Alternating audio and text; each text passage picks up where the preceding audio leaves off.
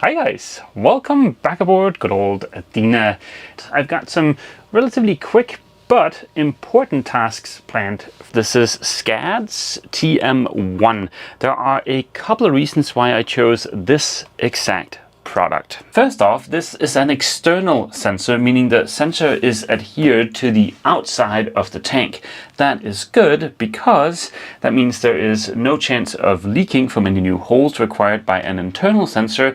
And also internal sensors, they do have the slight inconvenience of potentially clogging or getting stuck because of the chunky bits inside of the tank. The second reason I chose the SCAD TM1 is because I believe this has an alarm output. So when the sensor registers that the tank is full, it has a setting that will allow it to output battery voltage on a pin. Now I can use that battery voltage to trigger a relay, which I can then use to tell the brain box far ahead to stop any flushing.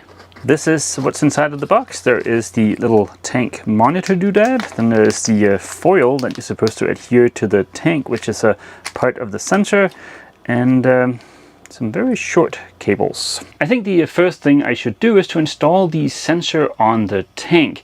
The instructions here make it very clear that depending on the height of your tank, you may have to double up this foil, which is a part of the sensor. Our tank comes in at around 19 inches. We're supposed to subtract ½ an inch from the top and ½ an inch from the bottom. That'll give us a foil height of 18 inches, which means we fall into this category here, which will have a width of 2 inches, which means we don't have to double up the foil, and a gap between the two strips of foil of also 2 inches. According to the instructions, we need to wipe down the tank with a little bit of isopropyl alcohol before attempting to adhere the foil in place. I don't think we're required to have the electrodes, which is the two pieces of foil, be centered on the tank, which is fortunate because there's a giant Vetus stamp here on the tank that would be hard to get anything to stick to. After having applied the two foil strips exactly 2 inches apart, I elongated the wires on the sensor with a dab of solder and a bit of heat shrink.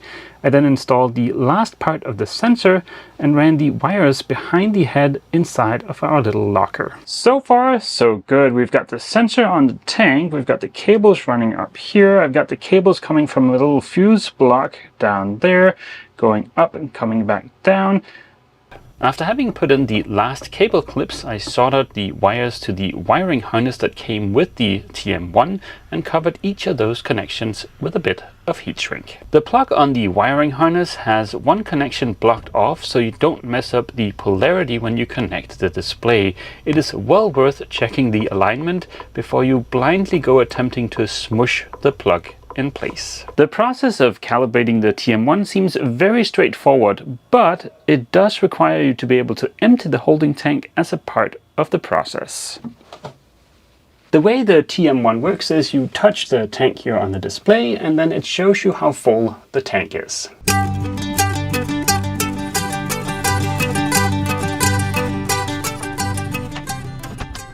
And just like that, the head is fully reassembled again. See you!